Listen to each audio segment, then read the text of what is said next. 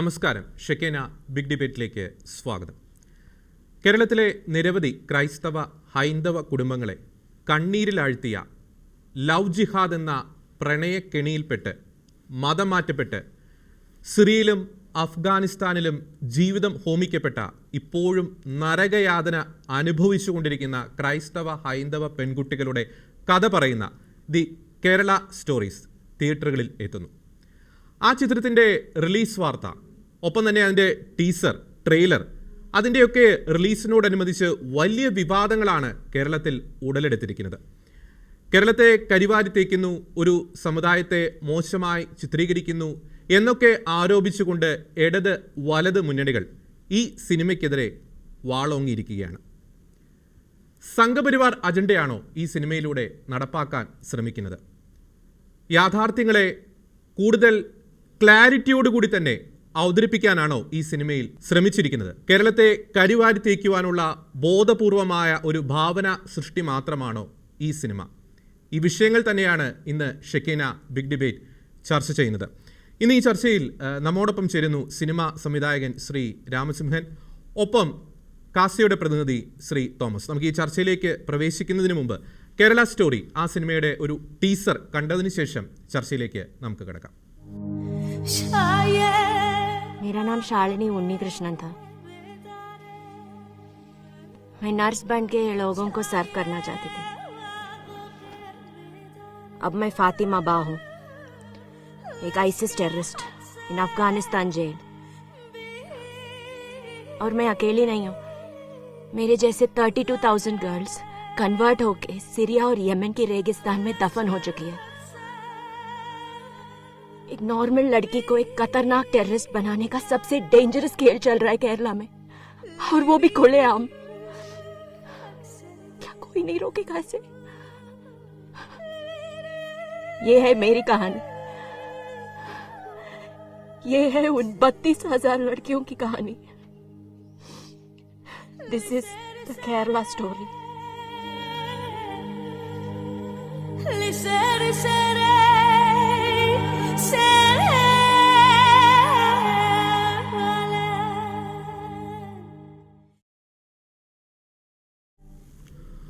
ആദ്യമേ ശ്രീ രാമസിംഹൻ, ഇതിൻ്റെ ഒരു ട്രെയിലറാണ് നാം കണ്ടത്. ആ ട്രെയിലർ റിലീസായപ്പോൾ തന്നെ വലിയ വിവാദങ്ങൾക്കാണ് ആ ട്രെയിലർ തിരികൊളുത്തിയത്. പ്രത്യേകിച്ച് അതിൽ ഈ കഥാപാത്രത്തിൻ്റെ പേര് ശാലിനി ഉണ്ണികൃഷ്ണൻ, ഒരു ഹൈന്ദവ കുടുംബത്തിൽ നിന്നുള്ള ഒരു പെൺകുട്ടി, അദാ ശർമ്മയാണ് ആ കഥാപാത്രത്തെ അവതരിപ്പിക്കുന്നത്. ആ പെൺകുട്ടി പറയുന്ന ഒരു കണക്കുണ്ട്, 32,000 ക്രൈസ്തവ ഹൈന്ദവ പെൺകുട്ടികൾ ഇത്തരത്തിൽ ട്രാപ്പിൽപ്പെട്ട് സിറിയയിലും അഫ്ഗാനിസ്ഥാനിലുമൊക്കെ കഴിയുന്നു, അല്ലെങ്കിൽ ലവ് ജിഹാദിൻ്റെ ട്രാപ്പിൽപ്പെടുന്നു. അപ്പോൾ ആ ഒരു കണക്ക് യാഥാർത്ഥ്യത്തോട് നിരക്കുന്നതല്ല, കേരളത്തെ കരിവാരി തേക്കുവാനാണ് ഈ ഒരു സിനിമ എന്നൊക്കെ ആരോപണം ഉന്നയിക്കുന്നു. ഈ ഒരു സിനിമയുടെ പോയിന്റ് ഓഫ് വ്യൂവിൽ മാത്രമല്ല നമ്മൾ ഈ ചർച്ച ആരംഭിക്കുന്നത്. പ്രത്യേകിച്ച് കാശ്മീർ ഫയൽസ് ഇറങ്ങിയപ്പോൾ ഇത്തരത്തിലുള്ള വിമർശനം ഉയരുന്നു. അങ്ങയുടെ സിനിമ തന്നെ പുഴ മുതൽ പുഴ വരെ, മലബാർ കലാപവുമായി ബന്ധപ്പെട്ട ആ ഒരു സിനിമ ഇറങ്ങിയപ്പോഴും ഇത്തരത്തിലുള്ള വിവാദങ്ങൾ, അതും ഒരേ പോയിന്റിൽ നിന്ന് തന്നെയാണ് അത്തരം വിവാദങ്ങൾ വരുന്നത്. ഇടത് വലത് ഒരു പ്രൊപ്പഗണ്ട ഇത്തരം സിനിമകൾക്കെതിരെ വരുന്നു. യഥാർത്ഥത്തിൽ ഈ ഒരു സംഘപരിവാർ അജണ്ടകളാണോ ഇത്തരം സിനിമയിലൂടെ പ്രേക്ഷകരിലേക്ക് കുത്തിനിറയ്ക്കാൻ ശ്രമിക്കുന്നത്? അതോ ഒരു യഥാർത്ഥ യാഥാർത്ഥ്യങ്ങൾ കൃത്യമായി പ്രേക്ഷകരിലേക്ക് എത്തിക്കുക എന്ന ലക്ഷ്യങ്ങളാണോ ഇത്തരം സിനിമകൾക്ക് പിന്നിൽ ശ്രീ രാമസിംഹൻ? സംഘപരിവാറിന് ഇതിലുള്ള റോൾ എന്താണെന്ന് എനിക്ക് ഇപ്പോഴും മനസ്സിലാവുന്നില്ല. സംഘപരിവാർ അല്ല ഈ തൻ്റെ മകളെ നഷ്ടപ്പെട്ടു, അല്ലെങ്കിൽ തൻ്റെ മകൾ നാട് കടത്തപ്പെട്ടു എന്ന് പറഞ്ഞ് വിലപിച്ചത്. അത് ഇവിടുത്തെ സാധാരണക്കാരായിട്ടുള്ള ഹൈന്ദവ കുടുംബങ്ങളും ക്രിസ്ത്യൻ കുടുംബങ്ങളുമാണ് അങ്ങനെ വിലപിച്ചത്. ആ വിലാപമാണ് പുറത്തു കേട്ടത്. ആ വിലാപം പുറത്തു കേട്ടതിന് ശേഷം വിവിധ തലങ്ങളിൽ ലവ് ജിഹാദ് എന്ന ഒരു പദം തന്നെ ഉണ്ടായി. എന്നാൽ ഒരിക്കൽ പോലും സർക്കാരോ അതല്ലെങ്കിൽ കോടതി വ്യവഹാരങ്ങളിലോ ഇത് ഉൾപ്പെട്ടിട്ടില്ല. കാരണം ഈ ലവ് ജിഹാദ് എന്നൊരു പദം ഈ കോടതിയുടെ മുമ്പിലില്ല, അല്ലെങ്കിൽ നിയമത്തിന്റെ മുമ്പിലില്ല.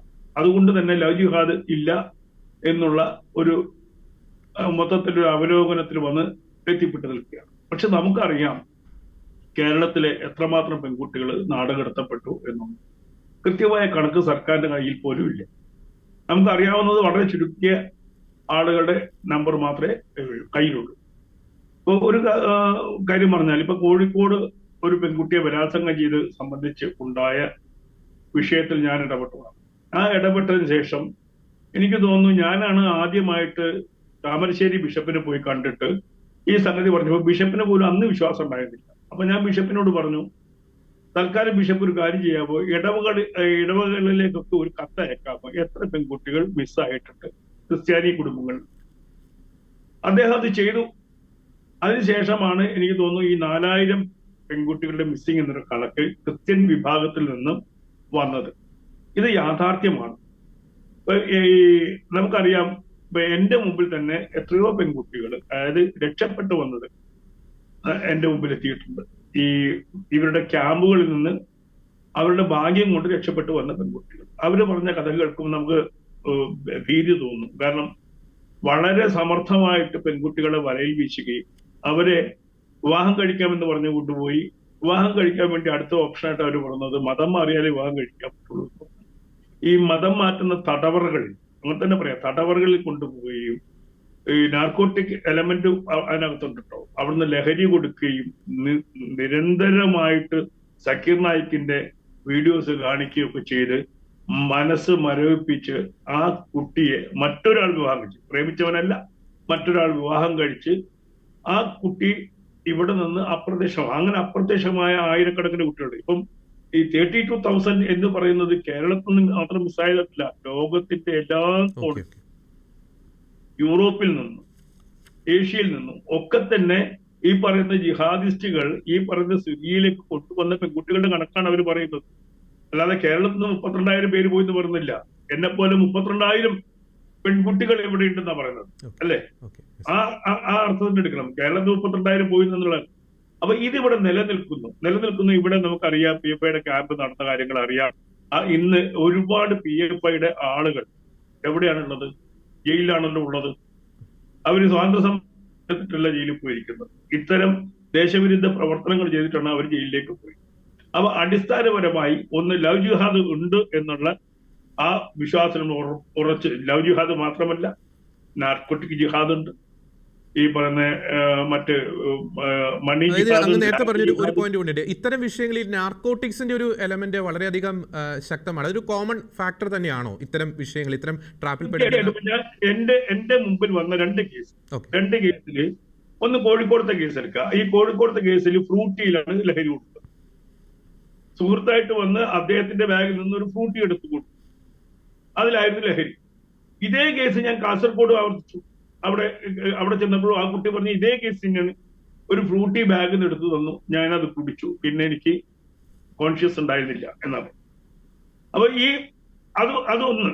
രണ്ടാമത് നമ്മളിപ്പോ പറയൂ, ഈ കേരളത്തിലേക്ക് വരുന്ന ലഹരിയുടെ ഭൂരിഭാഗം കടത്തുകാരാരാണ്? നമ്മൾ വിവരാവകാശ വിപ്രകാരം ചോദിച്ചാൽ, അങ്ങനെ ചോദ്യം ചോദിച്ചാൽ അവർ തരത്തില്ല. പക്ഷെ നമുക്കറിയാം, പിടിക്കപ്പെടുന്ന ആളുകളുടെ ബഹുഭൂരിപക്ഷവും വരുന്നത് ഒരു പ്രത്യേക വിഭാഗത്തിലെ ആളുകളാണ്. അത് ബ്രൗൺ ഷുഗറിന്റെ കാര്യത്തിലാണെങ്കിലും ആധുനികമായിട്ടുള്ള സ്റ്റാമ്പുകളുടെ കാര്യത്തിലാണെങ്കിലും ശരി, ഇപ്പൊ ഉള്ള, എനിക്ക് അതിന്റെ പേരൊന്നും അറിയില്ല, അത്തരം കാര്യങ്ങളാണെങ്കിൽ ശരി, ചില പോക്കറ്റുകളിൽ നിന്നാണ് ഇത് പിടിക്കപ്പെടുന്നത്. മാത്രമല്ല, ഇത് കടത്തിക്കൊണ്ടുവരുന്നത് എവിടെ നിന്നാണ്? ഇസ്ലാമിക രാജ്യങ്ങളിൽ നിന്നാണോ കടത്തിക്കൊണ്ടുവരുന്നത്? പാകിസ്ഥാനിൽ നിന്നും ബംഗ്ലാദേശിൽ നിന്നും ഒക്കെ തന്നെയാണല്ലോ ഇത് കടത്തിക്കൊണ്ടുവരുന്നത്. അപ്പൊ ഇത് കടത്തിക്കൊണ്ടുവരുന്നത്, അത് എന്തിനാണ് കടത്തിക്കൊണ്ടുവരുന്നത്? ആരെയാണ് ഇത് ബാധിക്കുന്നത്? ഇതൊക്കെ നമ്മൾ ചിന്തിക്കേണ്ടുന്ന വിഷയമാണ്. ഇപ്പൊ ഈ കഴിഞ്ഞ 1-2 വർഷമായി കേരളത്തിൽ പിടിച്ചെടുത്ത ലഹരിയുടെ കണക്ക് നമ്മൾ എടുത്താൽ ഞെട്ടിപ്പോവും. ഈ കൊച്ചു സ്റ്റേറ്റിൽ ഇത്രയും അധികം ലഹരി അവര് കൊണ്ടുവരുന്നുണ്ടെങ്കിൽ ഈ ലഹരിയുടെ ഉദ്ദേശം എന്താണ്? ഒന്ന്, തങ്ങൾക്ക് മറ്റുള്ളവരെ വരുതിയിലാക്കാനുള്ള ഒരു ഘടകം. ഇപ്പൊ LSD ഒക്കെ എനിക്ക് തോന്നുന്നു ഒരു പ്രാവശ്യം യൂസ് ചെയ്ത അഡിക്ഷന് പോകുന്ന ആൾക്കാരാണ്. അപ്പൊ ഈ തങ്ങൾക്ക് ഇരയാക്കപ്പെടേണ്ട വ്യക്തികളെ കേന്ദ്രീകരിച്ച് അവർക്ക് ഈ ലഹരി കൊടുത്തു കഴിഞ്ഞാൽ ഉറപ്പായിട്ടും പിന്നീട് ഈ ലഹരിക്ക് വേണ്ടി ഈ വ്യക്തിയെ തന്നെ അവർ സമീപിക്കും, അവരെ കാര്യറാക്കും. നമുക്ക് ഒന്ന് ചിന്തിച്ചു നോക്കൂ, കഴിഞ്ഞ ഒരു 2-3 മാസമായിട്ട് പിടിക്കപ്പെട്ട ലഹരി കടത്തിൽ പ്രതിഭാഗത്ത് നിൽക്കുന്ന പുരുഷൻ എപ്പോഴും ഒരു പ്രത്യേക മതത്തിന്റെ ആളാണ്. കൂടെയുള്ള പെൺകുട്ടിയോ ഒന്നുകിൽ ഹിന്ദു അല്ലെങ്കിൽ ക്രിസ്ത്യൻ. ഇത് നമ്മൾ കണ്ടുകൊണ്ട് ദിവസം വാർത്തകൾ കാണും. നമുക്ക് പ്രത്യേകിച്ച് ഈ കബഡി നിരക്ക് നോക്കേണ്ട കാര്യമില്ല, വാർത്തകൾ മാത്രം ശ്രദ്ധിച്ചാൽ മതി. അപ്പൊ അത്തരത്തിൽ ഈ ലഹരി കടത്തിന് വേണ്ടി ഉപയോഗിക്കുന്നത് അന്യമതങ്ങളുടെ കുട്ടികളാണ്. അവരും ലഹരിക്ക് അടിമയായി കഴിഞ്ഞാൽ, അല്ലെങ്കിൽ ഇതിന്റെ ഭാഗമായി കഴിഞ്ഞാൽ, ഇവര് പറയുന്നത് ഒരു ചെയ്യും. സ്ത്രീയെ പോകും പറഞ്ഞാൽ സ്ത്രീയെ പോകും, ഹിന്ദുക്കളെ കൊല്ലാൻ പറഞ്ഞാൽ കൊല്ലും, അതല്ലെങ്കിൽ അടുത്ത ഇരേനെ ക്യാൻവാസ് ചെയ്യാൻ പറഞ്ഞാൽ അതവർ ചെയ്യും. ഇത് വലിയൊരു നെറ്റ്വർക്കാണ്. ഈ നെറ്റ്വർക്കിനെ കുറിച്ച് ഇപ്പൊ ഇവിടുത്തെ പിണറായി വിജയൻ അറിയില്ല എന്നാണ് നിങ്ങളുടെ ധാരണ, ഇവിടുത്തെ കോൺഗ്രസ്സുകാർക്ക് അറിയില്ല എന്നാണ് ധാരണ. പക്ഷെ ഇവിടെ ഈ കേരളത്തിലൊരു പ്രത്യേകതയുണ്ട്. ഇവിടെ ക്രിസ്ത്യാനി അത്ര വലിയ പ്രശ്നമല്ല, ഇവിടെ ഹിന്ദുവും പ്രശ്നമല്ല. ഒരു നിശ്ചിത ശതമാനം വോട്ട് കൃത്യമായിട്ടും അങ്ങോട്ടും ഇങ്ങോട്ടും പറയുന്ന ഇസ്ലാം വിഭാഗമാണ്. ആ മുസ്ലിങ്ങൾക്ക് വേണ്ടിയാണ് കാലാകാലങ്ങളിലായിട്ട് ഗവൺമെന്റ് വർക്ക് ചെയ്തത്. തുറന്നു പറയാലോ, തുറന്നു പറയാനുള്ള സമയമായിട്ട്. ഇപ്പൊ നമുക്കറിയാം ഇപ്പൊ കോഴിക്കോട് നടക്കുന്ന സംഭവങ്ങൾ എന്താണ്. ഇപ്പൊ ഞാൻ ഇന്നലെ ഒരു സമരത്തിന് പോയിട്ടില്ല. അതായത് കോഴിക്കോട് ഏറ്റവും വലിയ പൗരാണിക ക്ഷേത്രമുണ്ട്. ആ ക്ഷേത്രം തളി ക്ഷേത്രം. ആ തളി ക്ഷേത്രത്തിന്റെ ചുറ്റുപാടും ഉള്ള ബിൽഡിങ്ങുകൾക്കും അവിടുത്തെ പാർക്കുകൾക്കും ഒക്കെ ഇസ്ലാമിക നാമം. ഒന്ന് ഒരു എന്താണ് ഖാനയിൽ നിന്നും രക്ഷിക്കാൻ ശ്രമിച്ചപ്പോൾ, രണ്ടുപേരെ രക്ഷിക്കാൻ ശ്രമിച്ചപ്പോൾ മരിച്ചുപോയ നൗഷാദിന്റെ പേര് അമ്പലത്തിന്റെ മുൻപിലുള്ള പാർക്കിന്. അത് എന്തുകൊണ്ടാണ് അങ്ങനെ പേര് കൊടുക്കുന്നത്? അങ്ങനെ എന്തെങ്കിലും കൃത്യമായിട്ടുള്ള വിശദീകരണം അധികൃതരുടെ ഭാഗത്തു നിന്ന് എന്തെങ്കിലും പറയുന്നുണ്ടോ? ഒന്നുമില്ല. ഇപ്പൊ കേരളത്തിലെ കോഴിക്കോട് മിക്കവാറും, അതായത് കോർട്ട് റോഡ് മുല്ല വീട്ടിൽ അബ്ദുറഹ്മാൻ സാഹിബിന്റെ പേരായി ഒരു സുപ്രഭാതത്തിലൊക്കെ മാറുകയാണ്. അപ്പൊ ഇത് ഒരു മുസ്ലിങ്ങളെ തങ്ങളുടെ കീഴിലാക്കുന്ന ഈ പറഞ്ഞ ജിഹാദികൾക്ക് പണം വെച്ച് കൊടുക്കുന്ന ഒരു നിലപാട് ഭരണകൂടത്തിനുണ്ട്. ഇതിനെ ശക്തമായി എതിർക്കേണ്ടുന്ന കോൺഗ്രസ് ആണെങ്കിൽ അവരും ഇതിനെ അനുകൂലിക്കുകയാണ്. നമുക്കറിയാം ഇപ്പം വാര്യംകുന്നന്റെ കേസ് എടുക്കുക. വാര്യംകുന്നിന് സ്മാരകം പണിയാൻ ആദ്യം മുന്നിട്ട് ആടിയ ആരാണ്? നായരായിട്ടുള്ള മുരളീധരനാണ്, അല്ലേ? മുരളീധരന് അറിയില്ലേ കോൺഗ്രസ്സുകാരാണ് അന്ന് ഈ 21 സമരത്തിന് മുന്നിട്ടിറങ്ങിയത്? ആ കോൺഗ്രസിൽപ്പെട്ട ഏറ്റവും സമുന്നതനായ നേതാവായിരുന്നില്ലേ മാധവൻ നായർ? ആ മാധവൻ നായർ എഴുതിയ ചരിത്രം മുരളി കാണാതെ പോവുകയാണ്. അപ്പൊ ഇതൊന്നും അല്ല, നമുക്കറിയാം. ഇന്ന് ഇവിടെ മാത്രമല്ല കേട്ടോ, തമിഴ്നാട്ടിലുണ്ട് ഇതേ അജണ്ട. തമിഴ്നാട്ടിലും ധാരാളം പ്രശ്നങ്ങളുണ്ട്, കർണാടകയിലുണ്ട്. ഇവിടെയൊക്കെ നമുക്കറിയാം. ഒരു ഉദാഹരണം പറഞ്ഞുതരാം. ഇപ്പൊ ഇവിടെ തന്നെ നമ്മുടെ പാഠ്യ സമയം 8 മണിയാക്കാൻ ശ്രമിച്ചു. രാവിലെ കുട്ടികൾ രാവിലെ 8 മണിക്ക് സ്കൂളിലെത്തട്ടെ, ഉച്ചവരെ ക്ലാസ് ഇരിക്കട്ടെ. ഇത് പറഞ്ഞപ്പോൾ ആദ്യം പറഞ്ഞെന്താണ്? ആദ്യം വന്ന് ഉടക്കുന്നത് ഞങ്ങൾക്ക് മദ്രസയുടെ സമയമുണ്ട്, ആ മദ്രസയുടെ സമയത്ത് സ്കൂള് തുറക്കാൻ ഞങ്ങൾ അനുവദിക്കില്ല. ഞാൻ ചോദിക്കട്ടെ, ഈ രാജ്യത്ത് മുസ്ലിങ്ങൾ മാത്രമാണോ ഉള്ളത്? അല്ലല്ലോ. ഇവിടെ ഹിന്ദുക്കളില്ലേ, ഇവിടെ ക്രിസ്ത്യാനികളില്ലേ? അവരുടെ മക്കളെന്താ മക്കളല്ലേ? അവർക്ക് പഠിക്കണ്ടേ? അവർക്ക് നല്ലൊരു സമയം കിട്ടിയാൽ എന്തുകൊണ്ട് അവര് ആ സമയത്ത് പഠിക്കാൻ പറ്റില്ല? പക്ഷേ അപ്പൊ തന്നെ ആര് കാൽക്കൽ വീണ് ആ സമയക്രമം അങ്ങോട്ട് മാറ്റി. ഇപ്പൊ ഒരു ഉദാഹരണം പറയാം. മുഗളന്മാരുടെ ചരിത്രം കേന്ദ്ര ഗവൺമെന്റ് എടുത്തു കളഞ്ഞു. ഈ മുഗളന്മാരുടെ ചരിത്രം എന്താണ്? നമ്മളെ എന്നും അടിമയാക്കി കൊണ്ടുപോകുന്ന ഒരു ചരിത്രമാണ്. എന്നാൽ മുഗളന്മാരെ പോലെ ശ്രീലമ്പടന്മാരായിട്ടുള്ള രാജാക്കന്മാർ ലോകത്ത് വേറെ എവിടെയിട്ടില്ല. ഷാജഹാൻ ആണെങ്കിലും അച്ഛനെ കൊല്ലുക, അച്ഛനെ ജയിലിടുക, അച്ഛൻ മക്കളെ കൊല്ലുക, ഈ ചരിത്രമൊന്നും എന്താ പഠിപ്പിക്കാത്തത് മുഗളന്മാരുടെ? അപ്പൊ നമ്മള് ഇവിടെ ഈ ആൾ ഇന്ത്യ ബേസിൽ തന്നെ നേരത്തെ അത് ഉണ്ടായി. ഈ പറയുന്ന ഇസ്ലാമിസ്റ്റുകളെ അതോടൊപ്പം ചേർത്ത് വായിക്കുന്ന ഒരു കാര്യമുണ്ട് ശ്രീ രാമസിംഹൻ. നമ്മുടെ കേരളത്തിലെ പല പാഠപുസ്തകങ്ങളിലും ഇസ്ലാമിക ചരിത്രത്തെ മഹത്വവൽക്കരിക്കുന്നു, അല്ലെങ്കിൽ അത്തരം കാര്യങ്ങൾ വളരെ മികച്ച രീതിയിൽ അവതരിപ്പിക്കുന്നു, മറ്റ് സമുദായങ്ങളുടെ സംഭാവനകളെ തമസ്കരിക്കുന്നു, അവരൊന്നും ചെയ്തിട്ടില്ല എന്ന തരത്തിലുള്ള ചില ധ്വനി വരുന്ന രീതിയിലുള്ള പാഠപുസ്തകങ്ങൾ നമ്മുടെ കുട്ടികളുടെ ഇടയിൽ ഇൻജക്ട് ചെയ്യുന്നു. അതുകൂടി നാം ചേർത്ത് വായിക്കേണ്ട ഒരു കാര്യം തന്നെയാണ്. തീർച്ചയായും. അതുകൊണ്ടാണല്ലോ ഇപ്പൊ ഞാൻ പറയുന്നത് ജൂബിലി ഹാൾ. ഈ ജൂബിലി ഹാൾ എന്ന് പറയുന്നത് അന്ന് നമ്മള് സ്വാതന്ത്ര്യ സമരത്തിന് വേണ്ടി ഒരുതിയ എല്ലാ സ്വാതന്ത്ര്യ സമര സേനാനികളുടെയും ഒരു പ്രതീകമായിട്ടാണ് സ്വാതന്ത്ര്യ സമരത്തിന്റെ 50ാം വാർഷികത്തിൽ ജൂബിലി ഹാളിന് പേരിട്ടത്. ഇന്ന് ആ ജൂബിലി ഹാള് ഒരു അബ്ദുറഹിമാൻ എന്ന ഒരൊറ്റ പേരിലേക്ക് മാറുകയാണ്. അബ്ദുറഹിമാൻ സാഹിബിന്റെ പേരിലേക്ക് മാത്രം അങ്ങ് മാറുകയാണ്. അപ്പൊ ബാക്കിയുള്ള സ്വാതന്ത്ര്യ സമര സേനാനികളൊക്കെ പോയി. ഇതേപോലെ തന്നെ ചരിത്രം മാത്രമല്ല, സംസ്കാരം നമ്മൾ ആലോചിച്ചു. വസ്ത്രം, സമയത്തിന് ഒരു ഉദാഹരണം പറഞ്ഞുതരാം. എല്ലാ വെള്ളിയാഴ്ചയും ഉച്ചയ്ക്ക് 12:30 മണിക്ക് സ്കൂള് ബെല്ലടിക്കും അല്ലേ? ആർക്ക് വേണ്ടിയിട്ടാണ്? മുസ്ലിങ്ങൾ, നിസ്കരിക്കുന്ന മുസ്ലിങ്ങൾക്ക് വേണ്ടിയിട്ട്. ഇപ്പൊ ഒരു സ്കൂളിൽ 2000 കുട്ടികളുണ്ടെങ്കിൽ അതിൽ ചിലപ്പോൾ 200 മുസ്ലിം കുട്ടികളെ ഉണ്ടാകും. പക്ഷെ ആ 200 മുസ്ലിം കുട്ടികൾക്ക് 1950 കുട്ടികൾ സമയം അപഹരിക്കുന്നു. ഇത് ഏത് രാജ്യത്താണ് നടക്കുക? ഇപ്പൊ ന്യൂനപക്ഷം എന്ന് പറയുന്ന ആ ന്യൂനപക്ഷത്തിനെ ബഹുഭൂരിപക്ഷമാക്കാനുള്ള എല്ലാ സംഗതികളും ഇവർ ചെയ്തുകൊണ്ടിരിക്കുകയാണ്. ഇപ്പൊ ഉദാഹരണം അതിൽപ്പെട്ടതാണ് ഈ ലവ് ജിഹാദ്. ഓക്കെ. കാരണം മുസ്ലിം സ്ത്രീകൾ പഠിച്ച് വിദ്യാഭ്യാസം നടത്തിയപ്പോൾ അവർ പണ്ടത്തെ പോലെ 8 പ്രസവിക്കാൻ റെഡിയല്ല. അന്യമതങ്ങളിൽ നിന്ന് ഗർഭപാത്രങ്ങൾ സ്വീകരിക്കുക. നിങ്ങൾ വിചാരിക്കും ഒരു പെൺകുട്ടിയാണ് മിസ്സാവുന്നത്. ഒരു പെൺകുട്ടിയല്ല മിസ്സാവുന്നത്. ഒരു പെൺകുട്ടിയുടെ ഒരു തലമുറ ആലോചിച്ച് നോക്കൂ. ഒരു തലമുറയാണ് എന്ത് നശിച്ചു പോകുന്നത്, ഒരു വ്യക്തിയല്ല. ആ ഒരു വ്യക്തിയിൽ അവസാനിക്കുന്നില്ല ഈ മാറ്റം. ഒരാൾ മാറിക്കഴിഞ്ഞാൽ അതൊരു തലമുറ മൊത്തം മാറി എന്നുള്ള ലെവലിൽ നമ്മൾ എടുക്കണം. വളരെ നിസ്സാരമായിട്ട് എടുക്കാൻ പാടില്ല. അപ്പൊ അത്തരം അവസ്ഥയിലാണ് ഇപ്പം ഈ ഞാൻ തന്നെ 1921 ഹിന്ദു ഹത്യ എന്ന് പറഞ്ഞപ്പോട്ടോ നല്ല ക്രിസ്ത്യൻ ഹത്യ നടന്നിട്ട് നമുക്കത് പറയാൻ സമയമില്ലാത്തതുകൊണ്ടാണ് ആ സിനിമയിൽ അത് പറയാതെ പോയത്. കാരണം തിരൂര് ഭാഗത്തു നിന്ന് 5 പേരെ ഒരൊറ്റ ദിവസം കൊല്ലപ്പെട്ടു ക്രിസ്ത്യാനികൾ. പിന്നീട് ആ തിരൂര് ഭാഗത്തുള്ള ക്രിസ്ത്യാനികൾ മുഴുവൻ എങ്ങോട്ടാണ് ഓടിപ്പോയതെന്ന് നമുക്കറിയാം. അവർ പിന്നെ തിരിച്ചു വന്നിട്ടില്ല. അത്തരത്തിൽ ഓരോ പ്രദേശത്തു നിന്നും ലഹളകൾ ഉണ്ടാക്കി അവിടുത്തെ സ്വത്ത് മറ്റു കാര്യങ്ങൾ ഒക്കെ പിടിച്ചടക്കുകയും അന്യരുടെ ക്ഷേത്രങ്ങൾ, പള്ളികൾ ഇതൊക്കെ തകർക്കുകയും ചെയ്തിട്ടാണ് ഈ പറയുന്ന ഇസ്ലാമിസം ഈ ലോകം മുഴുവനും വ്യാപിച്ചത്. നമുക്കറിയാം ഇപ്പൊ ക്രിസ്ത്യാനിറ്റിയിലും ഒരു മതം എന്നുള്ള നിലയ്ക്ക് അങ്ങനെ വന്നിട്ടുണ്ട്. പക്ഷെ അതൊക്കെ ആധുനികതയുടെ ഉരകല്ലിൽ ഉരച്ച് വൃത്തിയാവുന്ന ഒരു സംവിധാനമുണ്ട്. അത് ഇപ്പൊ പല പോളിസികളും നമ്മൾ മാറി ആ പോളിസികൾ മാറ്റം വരുത്തിയിട്ടുണ്ട് എല്ലാ മതങ്ങളും.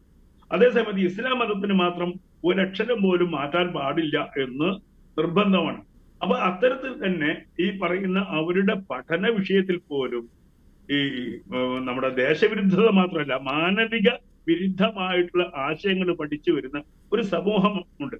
ആ സമൂഹമാണ് ഈ മതം മാറ്റത്തിന് വേണ്ടി എങ്ങനെയാണ് ഒരു പെൺകുട്ടിയെ ട്രാപ്പ് ചെയ്യുക, ആ പെൺകുട്ടിക്ക് എങ്ങനെ ട്രാപ്പ് ചെയ്യണമെന്നുണ്ടെങ്കിൽ നല്ല സുഗന്ധമായിട്ട് ആ പെൺകുട്ടി എടുത്ത് നോക്കണം, ദയാലുവായിട്ട് പെൺകുട്ടിയോട് പെരുമാറണം, അവളുടെ ബുദ്ധിമുട്ടുകൾ വന്നാൽ അവളെ സഹായിക്കണം, അവളുടെ പോരായ്മ എന്താണെന്ന് മനസ്സിലാക്കി അതിനനുസരിച്ച് പെരുമാറണം. ഇതൊക്കെ ഈ പറഞ്ഞ ലവ് ജിഹാദിന്റെ പാഠങ്ങൾ കേട്ടോ ഞാൻ പറയുന്നത്. ലവ് ജിഹാദിന്റെ പാഠങ്ങളാണ്. ഏറ്റവും അവർക്ക് ഫീസ് അടയ്ക്കാൻ കാശില്ലെങ്കിൽ കൊടുക്കണം, മരുന്ന് വാങ്ങാൻ കാശില്ലെങ്കിൽ കൊടുക്കണം, അവരുടെ വീട് വിസിറ്റ് ചെയ്യണം, എന്നിട്ട് അവരെ സഹായിക്കണം, ഒടുവിൽ അവളെ സ്വന്തമാക്കണം, എന്നിട്ട് സിറിയയിലേക്ക് കടത്തണം. ഓരോരുത്തർക്കും റേറ്റ് ഫിക്സ് ചെയ്തിട്ടുണ്ട്. ബ്രാഹ്മണൻ ഇത്ര, ഈഴവൻ ഇത്ര, ക്രിസ്ത്യാനിക്ക് ഇത്ര, പറയനിത്ര, ഇങ്ങനെ റേറ്റ് കാർഡ് വെച്ചിട്ടായിരുന്നു കൺവേർഷൻ നടത്തിക്കൊണ്ടിരുന്നത്. അല്ലേ? ഒരു കാര്യം ശ്രീരാം സിംഹൻ, പ്രത്യേകിച്ച് ഈ ഒരു ഡിസ്കഷൻ ഒരു സമുദായത്തിന് എതിരെയല്ല എന്നുള്ളത് നമുക്ക് കൃത്യമായി തന്നെ വ്യക്തമാണ്. ചില തീവ്രവാദ ശക്തികൾക്കെതിരെ അല്ലെങ്കിൽ തീവ്രവാദ നിലപാട് സ്വീകരിക്കുന്ന അത്തരം നിലപാടുകൾ സ്വീകരിച്ച് ഇതര സമുദായത്തിലെ പെൺകുട്ടികളെ ട്രാപ്പിൽപ്പെടുത്തി തീവ്രവാദ പ്രവർത്തനങ്ങൾക്ക് ഉപയോഗിക്കുന്ന ശക്തികൾക്ക് എതിരെയാണ്. അത്തരം ശക്തികളുടെ ഉള്ളുകളികൾ അല്ലെങ്കിൽ അവർ ഇതര സമുദായത്തോട് കാണിക്കുന്ന തീവ്രവാദപരമായ പ്രവർത്തനങ്ങൾ തുറന്നു കാണിക്കുന്നതാണ് ഈ പറഞ്ഞ കേരള സ്റ്റോറീസ്. അതിൻ്റെ ടീസറിൽ നിന്ന് അതാണ് നമുക്ക് വ്യക്തമാകുന്നത്. സിനിമ റിലീസായിട്ടില്ല, ടീസറിൽ നിന്ന് അതാണ് നമുക്ക് വ്യക്തമാകുന്നത്. ഒപ്പം തന്നെ കാശ്മീർ ഫയൽസ്, അങ്ങയുടെ സിനിമ പുഴ മുതൽ പുഴ വരെ, അത്തരം സിനിമകൾ. എൻ്റെ ചോദ്യം ഇതാണ്, അങ്ങൊരു സിനിമ സംവിധായകൻ കൂടിയാണ്. ഇത്തരം സിനിമകൾ ഇറങ്ങുമ്പോൾ ഈ കോൺഗ്രസിൻ്റെയും അല്ലെങ്കിൽ ഇടത് ശക്തികളുടെയും ഒരു പ്രൊപ്പഗണ്ടയാണ് സിനിമാ രംഗം ഒരു സംഘപരിവാർ വൽക്കരിക്കപ്പെട്ടു എന്നൊരു കാര്യം. അങ്ങയുടെ ഒരു അനുഭവത്തിൻ്റെ വെളിച്ചത്തിൽ ഒരു സിനിമാ മേഖലയിൽ പ്രവർത്തിക്കുന്ന ഒരു വ്യക്തി എന്ന നിലയിൽ സിനിമാ മേഖല സംഘപരിവാർ വൽക്കരിക്കപ്പെടുകയാണോ അതോ ഇസ്ലാമിക വൽക്കരിക്കപ്പെടുന്ന ഒരു പ്രതീതിയാണോ അങ്ങേക്ക് തോന്നുന്നത്, അങ്ങയുടെ അനുഭവങ്ങളുടെ വെളിച്ചത്തിൽ ശ്രീരാമസിംഹൻ? സിനിമ ഹറാമായിരുന്നു മുസ്ലിങ്ങൾക്ക്. പക്ഷെ 2014 മുതൽ സിനിമ എന്ന മാധ്യമത്തിന്റെ പവർ മനസ്സിലാക്കിക്കൊണ്ട് ഈ ഇസ്ലാമിക അജണ്ടകൾ സിനിമയിലൂടെ കൊണ്ടുവരണം എന്നുള്ള ധാരണയിൽ ധാരാളം സിനിമകൾ ഇവിടെ ഉണ്ടായിട്ടുണ്ട്. ഇപ്പോ ലഹു ജിഹാദിനെ പ്രൊമോട്ട് ചെയ്യുന്ന സിനിമകൾ, അതല്ലാതെ ഹൈന്ദവരെ മോശമാക്കുന്ന സിനിമകൾ, ക്രിസ്ത്യാനികളെ മോശമാക്കുന്ന സിനിമകൾ, ഇത്തരം സിനിമകൾ ധാരാളം വന്നു. നിങ്ങൾ കണ്ടിട്ടുണ്ടാവും എല്ലാ സിനിമകളും. അപ്പൊ അത്തരം സിനിമകൾ വന്നപ്പോൾ അതിന്റെ പിന്നിലുള്ള പണം എവിടുന്ന് വരുന്നു എന്ന് അന്വേഷിച്ചപ്പോഴാണ് കേന്ദ്ര ഗവൺമെന്റ് മനസ്സിലായിട്ടുള്ളത് ഹവാല പണമാണ്, കോടികളുടെ പണം വരുന്നു എന്നുള്ള ഒരു ഘട്ടം വന്നപ്പോൾ ഇവരെ പിടിക്കാൻ തുടങ്ങിയപ്പോഴാണ് ഇത്തരം സിനിമകൾ നിന്നത്. അപ്പൊ സിനിമ ഇവര് ഈ പറയുന്ന മതം മാറ്റത്തിനും ഈ നേരത്തെ പറഞ്ഞാൽ എല്ലാ മുസ്ലിങ്ങളും മോശപ്പെട്ടവരെ നമുക്കറിയാം. എല്ലാ മുസ്ലിങ്ങളും മോശപ്പെട്ടവരല്ല. ഈ തത്വത്തിൽ നിന്ന് വേണം നമുക്ക് സംസാരിക്കാൻ. ആ വിഭാഗത്തിൽ തന്നെയും ഈ ഇപ്പം നമുക്ക് നമ്മൾ പറയാറുണ്ട് സാറിന് നാഷണലിസ്റ്റ് മുസ്ലിംസ് എന്ന് പറയാറ്. ഈ നാഷണലിസ്റ്റ് മുസ്ലിംസ് പിന്നെ ഇപ്പൊ പുതുതായിട്ട് വന്നിട്ടുള്ളത് എക്സ് മുസ്ലിംസ്, ഈ ഇസ്ലാമിനെ പരിപൂർണമായിട്ടും വിട്ടുകൊണ്ട് ഒരു പുതിയ വിഭാഗം എക്സ് മുസ്ലിംസ് വന്നു. ഇപ്പൊ കാശ്മീർ ഫയൽസ് വന്നപ്പോൾ ഒരു തിയേറ്ററിലാണ് ഇവിടെ റിലീസ് ചെയ്തത്, ക്രൗണിൽ. ആ തിയേറ്ററിൽ നിന്ന് പിന്നീട് കുറച്ച് തിയേറ്ററിലേക്ക് വളരെ എന്താണ് ശ്രമകരമായിട്ട് പലരും ശ്രമിച്ചിട്ട് കാശ്മീർ ഫയൽസ് മറ്റ് തിയേറ്റർ വളരെ കുറച്ച് തിയേറ്ററിലേക്ക് ഓടിയത്. ഇനി എന്റെ സിനിമ എടുക്കും. എന്റെ സിനിമ ഇവിടെ റിലീസ് ചെയ്യാതിരിക്കാൻ വേണ്ടി 1 വർഷത്തോളം സെൻസറിൽ ബുദ്ധിമുട്ടിച്ചു. ഈ പറയുന്ന മോദിജി ഭരിക്കുന്ന ഈ ഇന്ത്യയിൽ ഇതിനെ നിയന്ത്രിക്കാനും ഇതിനെ പൂട്ടിടാനും ഈ പറയുന്ന ജിഹാദികൾക്ക് നമ്മുടെ ഉദ്യോഗസ്ഥന്മാരെ സ്വാധീനിക്കാൻ കഴിയുന്നു എന്നുള്ളതാണ് ഏറ്റവും വലിയ. അതില് ആര് എന്ന് ഞാൻ വ്യക്തമായിട്ട് പറയുന്നില്ല, ഭരണകൂടത്തെ സ്വാധീനിക്കാൻ ഇവർക്ക് കഴിയുന്നു. കാരണം അവരുടെ അടുത്ത് പണമുണ്ട്. കേരള സ്റ്റോറീസിനും ഈ ഒരു ഗതി തന്നെ ആയിരിക്കുമോ അങ്ങയുടെ? അതിലേക്ക് ഞാൻ കൃത്യമായിട്ട് വരാം. രണ്ടാമത്, ഞാൻ ഈ പടം വളരെ സമർത്ഥമായിട്ട് ഈ പറയുന്ന കേരള സ്റ്റോറി വന്ന പോലെ വലിയ കാര്യങ്ങളൊന്നും കൊടുത്തിട്ടില്ല. ഞാൻ പെട്ടെന്ന് തീരുമാനിക്കുകയാണ് റിലീസ് ചെയ്യാൻ. എനിക്കറിയാം ഇത് മുൻകൂട്ടി ഞാൻ അറിയിച്ചു കഴിഞ്ഞാൽ ഇതിനുണ്ടാവുന്ന ഒടക്ക് എങ്ങനെയാണ്. ആ ഒടക്ക് വരുന്നതിന് മുന്നേ ആദ്യത്തെ പ്രാവശ്യം തന്നെ 80 സ്റ്റേഷനിലേക്ക് ഞാൻ റിലീസ് ചെയ്തപ്പോ ഒരു കാര്യം മനസ്സിലാക്കണം. കോതമംഗലത്ത് ഒരു സ്റ്റേഷൻ ഒരു കളി പോലും കളിക്കാൻ സമ്മതിച്ചിട്ടില്ല. ഇവിടെ മലപ്പുറം ജില്ലയിൽ ഒരു സ്ഥലത്ത് പള്ളി കമ്മിറ്റി നേരിട്ട് വന്നിട്ട് നിർമ്മാതാവിനോട് പറഞ്ഞു, അല്ല മറ്റേ തിയേറ്റർ ഓണറോട് പറഞ്ഞു, ഇതിവിടെ കളിച്ചാൽ ബുദ്ധിമുട്ടുണ്ടാവും, ഞങ്ങൾ ഉപദ്രവിക്കും. അവരന്ന് കളി നിർത്തി. ഇത്തരത്തില് ഇപ്പൊ രണ്ടാമത് ഞാൻ ഒരുപാട് തിരൂര് സിനിമ കളിക്കാൻ പറ്റിയിട്ടില്ല, തൃശ്ശൂര് ഈ സിനിമ കളിക്കാൻ പറ്റിയിട്ടില്ല, താമരശ്ശേരി ഈ സിനിമ കളിക്കാൻ പറ്റിയിട്ടില്ല. തിയേറ്റർ കിട്ടുന്നില്ല, തിയേറ്റർ തരാൻ പറ്റില്ല, കാരണം ഞങ്ങൾക്ക് ഭീഷണിയുണ്ട് എന്നാ പറയുന്നത്. അത്തരത്തിൽ കേരളത്തിൽ അതിന് ആരൊക്കെയാ കൂട്ടു നിൽക്കുന്നത്? എന്റെ സിനിമ റിലീസ് ചെയ്യും എന്ന് ഉറപ്പായപ്പോൾ മാർക്സിസ്റ്റ് പാർട്ടി വാട്സപ്പ് മെസ്സേജ് അയച്ചത്, ഈ സിനിമ ആരും കാണാൻ പാടില്ല, കമ്മ്യൂണിസ്റ്റുകാരായിട്ടുള്ള ഒരാളും ഈ സിനിമ കാണാൻ പാടില്ല. എന്താ കാരണം? ഇത് കമ്മ്യൂണിസ്റ്റിനെതിരാണോ? അല്ലല്ലോ. ഇത് നമ്മൾ പറയുന്നത് ഈ ജിഹാദി അന്ന്, അതായത് 100 വർഷം 101 വർഷം മുമ്പ് ഇതേ അവസ്ഥയിൽ മതം മാറ്റപ്പെട്ട ഒരുപാട് മനുഷ്യരുടെ, കൊല ചെയ്യപ്പെട്ട, വെട്ടിനുറുക്കപ്പെട്ട ഒരുപാട് മനുഷ്യരുടെ യഥാർത്ഥമായുള്ള ചിത്രീകരണം എന്റെ സിനിമയിലുണ്ട്. ഞാൻ ഒന്നും ആഡ് ചെയ്തിട്ടില്ല.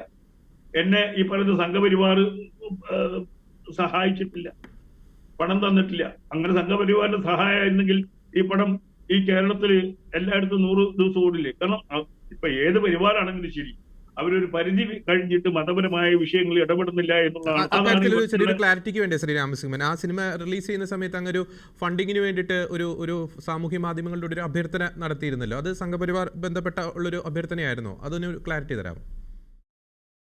അല്ല, ഞാൻ പേഴ്സണലായിട്ടാണ്. അപ്പൊ ഒടുവിൽ ഇപ്പൊ ചിദാനന്ദ സ്വാമിജി വ്യക്തിപരമായിട്ട് ടീച്ചർ എല്ലാവരും ഇതിൽ സഹായിക്കണം എന്ന് പറഞ്ഞിട്ടുണ്ട്.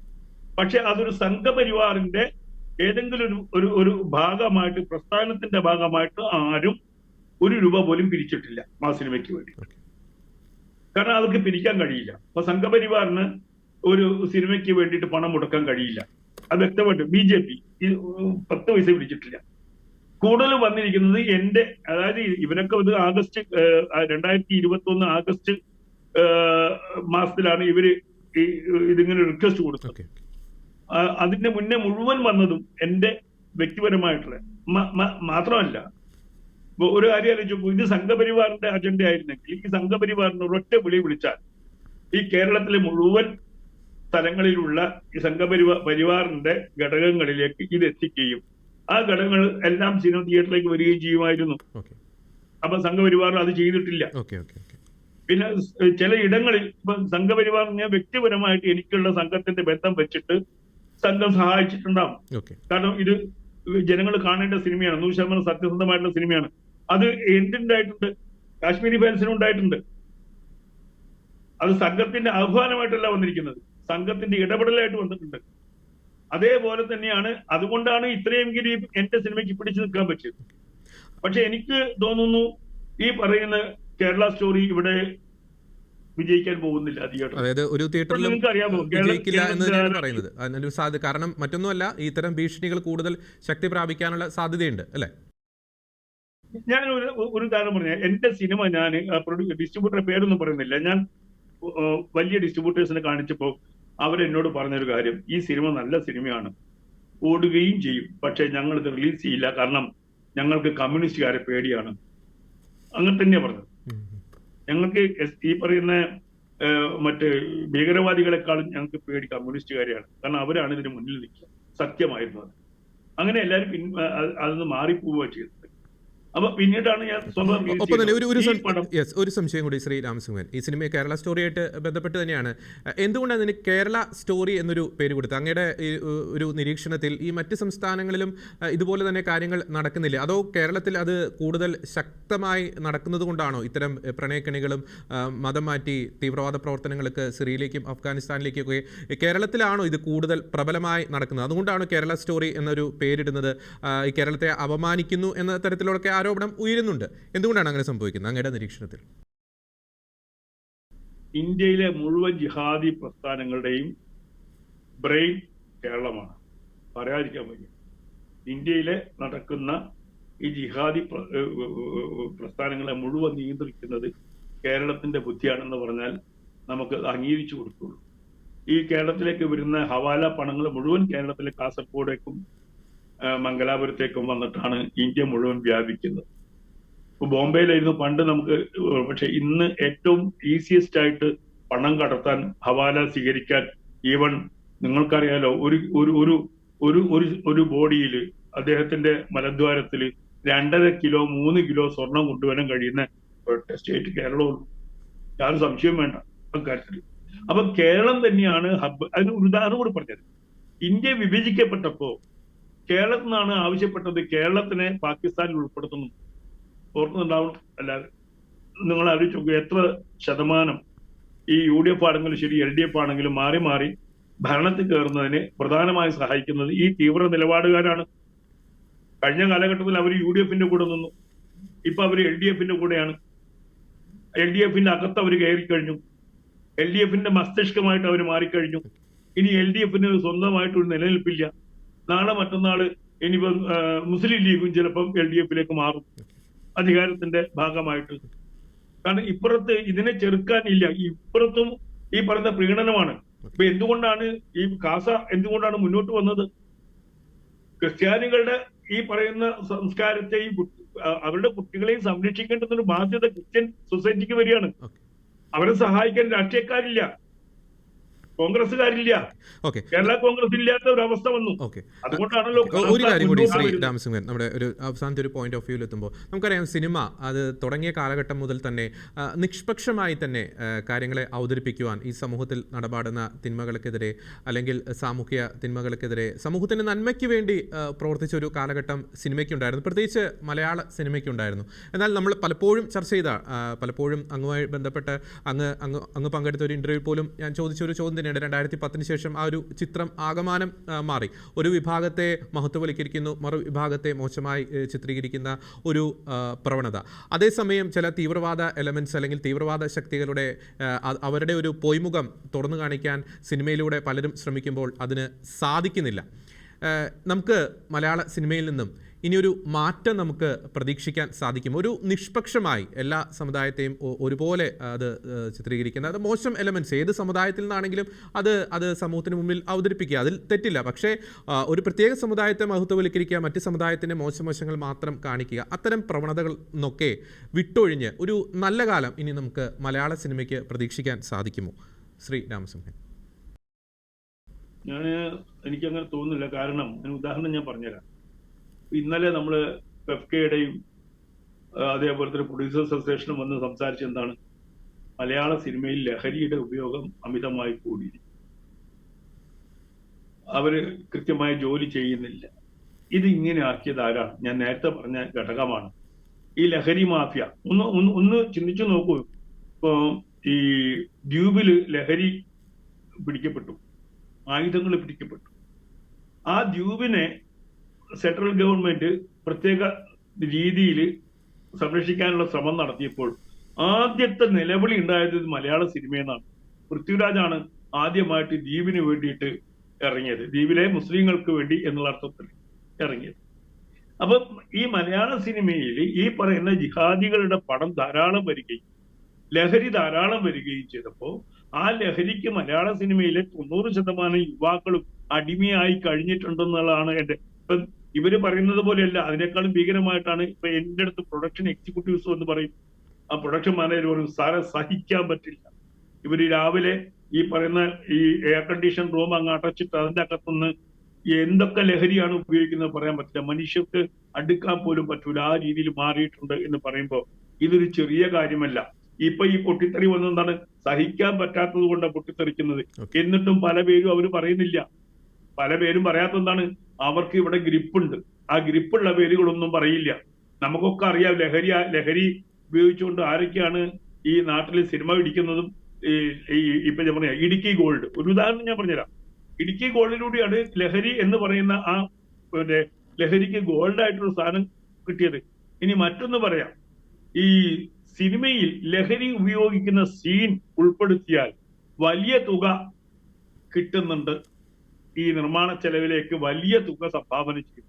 അപ്പൊ അങ്ങനെ നോക്കുമ്പോൾ ഇത്തരം സിനിമകൾ പുറത്തിറങ്ങാൻ വേണ്ടി സെൻസർ ബോർഡിനെ സ്വാധീനിച്ചിട്ടുണ്ട്. ഇപ്പൊ ഞാൻ പറയട്ടെ, എന്റെ സിനിമയെ തടയാൻ സെൻസർ ബോർഡ് ശ്രമിച്ചപ്പോൾ എനിക്ക് മനസ്സിലാക്കിയ കാര്യം, ഇതേപോലെ തന്നെ എതിരായിട്ടുള്ള ഈ പറഞ്ഞ ജിഹാദി സിനിമകൾക്ക് സർട്ടിഫിക്കറ്റ് കൊടുത്ത് പുറത്തിറക്കാൻ വേണ്ടി, ഈ ലഹരി സിനിമകളെ പുറത്തിറക്കാൻ വേണ്ടിയിട്ട് ഈ പറയുന്ന സെൻസർ ബോർഡ് ശ്രമിച്ചിട്ടുണ്ട് എന്നുള്ളത് കൊണ്ട് നമ്മൾ മനസ്സിലാക്കണം. എനിക്ക് യാതൊരു ഇതില്ലാത്തതിന് എനിക്ക് സർട്ടിഫിക്കറ്റ് തരികയും ഈ പറയുന്ന ലഹരിയും ഈ പറയുന്ന സെക്സും ഒക്കെ ഉൾപ്പെടുത്തുന്ന സിനിമകൾക്ക് സർട്ടിഫിക്കറ്റ് കൊടുക്കുകയും ചെയ്യുന്ന ഒരു പ്രതിഭാസം. അപ്പൊ ഇവര് എവിടെ, ഇനി ഒരൊറ്റ ഉദാഹരണം ഞാൻ പറഞ്ഞുതരാം. 1921 പുഴ മുതൽ പുഴ വരെ, ഈ ടൈറ്റിൽ എനിക്ക് മറ്റൊരു ടൈറ്റിൽ കിട്ടാത്തതുകൊണ്ടാണ് ഞാൻ ഇട്ടത്. അതിന് ഹിന്ദി വേർഷൻ എന്തായിരിക്കും? നദി സേ നദി തക്. ബോംബെയിൽ ഞാൻ ഇതിന്റെ ഹിന്ദി വേർഷൻ ഒരു ടൈറ്റിൽ രജിസ്റ്റർ ചെയ്യാൻ വേണ്ടി പോയപ്പോൾ നദി സേ നദി തക് രജിസ്റ്റർ ചെയ്തിരിക്കുന്നു, മലബാർ ഡയറീസ് രജിസ്റ്റർ ചെയ്തിരിക്കുന്നു, സ്റ്റോറി ഓഫ് മലബാർ രജിസ്റ്റർ ചെയ്തിരിക്കുന്നു. ഇങ്ങനെ ഇനി എന്തൊക്കെ പേര്, ഈവൻ ഏത് ഏറ്റവും രസകരമായിട്ടുള്ള പേര് എന്ന് പറയുന്നത് കുമാരനാശാന്റെ കവിതയുടെ പേര് പോലും ഹിന്ദിയിൽ രജിസ്റ്റർ ചെയ്തിട്ടുണ്ട്. അങ്ങനെ എനിക്ക് രജിസ്റ്റർ കിട്ടിയില്ല. അവസാനം എനിക്ക് കിട്ടിയ പേരെന്താ അറിയോ? ചാത്തൻ കി കഹാനിയായി. അപ്പൊ ഇവരുടെ നെറ്റ്വർക്ക് നിങ്ങൾ ചിന്തിച്ചു നോക്കൂ. ഒരു സിനിമ വരാൻ പോകുന്നു, അതിന് ഈ 1921 മലബാർ കലാപവുമായിട്ട് യാതൊരു ബന്ധമുള്ള പേര് കിട്ടാൻ പാടില്ല എന്ന് പറഞ്ഞു. ഇത് സംബന്ധിച്ചുള്ള എല്ലാ പേരുകളും ഇവര് രജിസ്റ്റർ ചെയ്ത് വെച്ചിരിക്കുന്നു. നമുക്ക് തിരിച്ചറിയാൻ പറ്റില്ല, പല പ്രൊഡക്ഷൻ ബാനറുകളും. അപ്പൊ നമ്മൾ ഈ നെറ്റ്വർക്കിനെ അതിജീവിച്ച് സിനിമ കേരളത്തിലെ തിയേറ്ററിലേക്ക് എത്തിക്കാന്നുണ്ടെങ്കിൽ അത് വലിയ ബുദ്ധിമുട്ടുള്ള കാര്യമാണ്. കാരണം കേരളം നിയന്ത്രിക്കുന്നത് ഈ കമ്മ്യൂണിസ്റ്റ് മാഫിയ തന്നെയാണ്. ആ കമ്മ്യൂണിസ്റ്റ് മാഫിയക്ക് ഇന്ന് തിയേറ്ററുകാരനെ ഭീഷണിപ്പെടുത്താൻ പറ്റും, പ്രേക്ഷകരെ ഭീഷണിപ്പെടുത്താൻ പറ്റും, നിർമ്മാതാക്കളെയും വിതരണക്കാരെയും ഭീഷണിപ്പെടുത്താൻ പറ്റും. ആ നിലപാടിൽ നിന്നുകൊണ്ട് വേണം ഈ കേരള സ്റ്റോറി നമുക്ക് കാണാൻ പറ്റുന്നത്.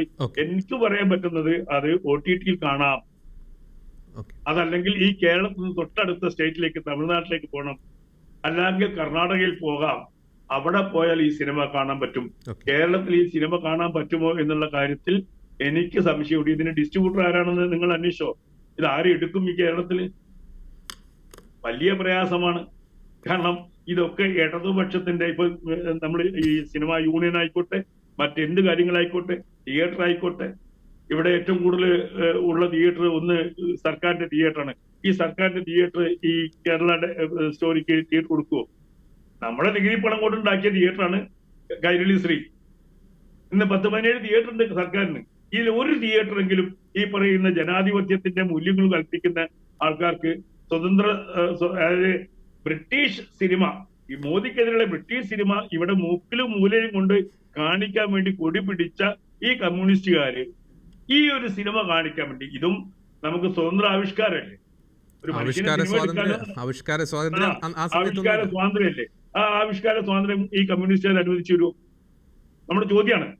അവർക്ക് മോദിക്കെതിരെയുള്ള ഡോക്യുമെന്ററി അതും ഓരോ കവലയിലും കൊണ്ടുപോയി കാണിക്കാം.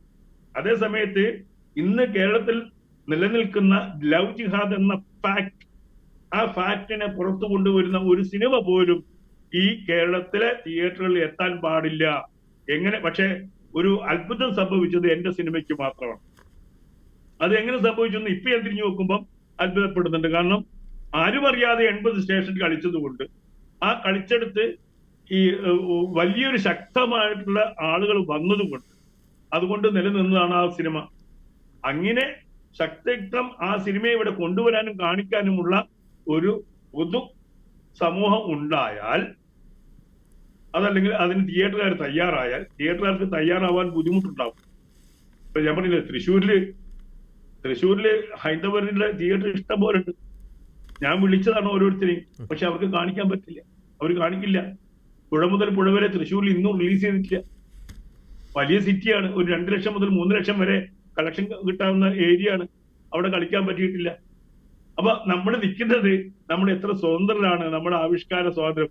ഇനി ഉദാഹരണം വേറൊന്നുമില്ല, കാസയ്ക്ക് അറിയാലോ, ഈ താമരശ്ശേരി ബിഷപ്പിന്റെ കീഴില് ഈ പറഞ്ഞ ലവ് ജിഹാദിന് ഒരാളെ കുറ്റപ്പെടുത്താതെ ലവ് ജിഹാദ് സബ്ജക്ട് ആക്കിക്കൊണ്ടൊരു നാടകം അവതരിപ്പിച്ചപ്പോ ഞങ്ങൾ പള്ളിയിൽ കയറി വന്ന് തല്ലുന്ന് പറഞ്ഞാണ് പോലീസ് കേസെടുത്തോ. നാടകം നിർത്തേണ്ടി വന്നു. നമുക്ക് ആവിഷ്കാര സ്വാതന്ത്ര്യം പറയുമ്പോഴും ആ നാടകം അവിടെ നിർത്തേണ്ടി വന്നു. പെൺകുട്ടികളെ, തങ്ങളുടെ സമൂഹത്തിലെ പെൺകുട്ടികളെ മറ്റുള്ളവർ കട്ടുകൊണ്ടുപോകരുത് എന്ന് പറയാനുള്ള റൈറ്റ് പോലും നമുക്ക് ആ റൈറ്റ് ഇല്ല. ഇടപെടുകയാണ്. വളരെ ഞെട്ടിക്കുന്ന യാഥാർത്ഥ്യങ്ങൾ തന്നെയാണ് ശ്രീ രാമസിംഹൻ ഈ ഒരു ചർച്ചയിൽ ഉടനീളം പങ്കുവച്ചത്. ഏറ്റവും അവസാനമായി ഈ ദി കേരള സ്റ്റോറി എന്ന സിനിമയിലെ ട്രെയിലറിൽ ശാലിനി ഉണ്ണികൃഷ്ണൻ പറയുന്ന ഒരു സെൻറ്റൻസ് ഉണ്ട്, അതുകൂടി പറഞ്ഞ് ഈ ചർച്ച അവസാനിപ്പിക്കുകയാണ്. Rather than knowing when I joined ISIS, it's more important to know why and how I joined ISIS. Sir, ഇത്തരം സിനിമകൾക്കെതിരെ കാടടച്ചുള്ള ഒരു കണ്ണും പൂട്ടിയുള്ള ഒരു വിമർശനത്തെക്കാൾ ഉപരി ഈ സിനിമ മുന്നോട്ട് വയ്ക്കുന്ന യാഥാർത്ഥ്യങ്ങൾ, അതിനെപ്പറ്റിയുള്ള കൃത്യമായൊരു അന്വേഷണം, അത് യാഥാർത്ഥ്യമാണോ എന്ന് അന്വേഷിക്കുവാനുള്ള ഒരു ഇച്ഛാശക്തി കൂടി ഇത്തരം സിനിമകളെ എതിർക്കുന്നവർക്ക് ഉണ്ടാകണം എന്നൊരു സന്ദേശം കൂടി ഇന്നത്തെ ഈ ഒരു ചർച്ച പങ്കുവയ്ക്കുന്നു. ഈ ചർച്ചയിൽ വളരെ സജീവമായി പങ്കെടുത്ത ശ്രീ രാമസിംഹൻ, അങ്ങേക്ക് നന്ദി.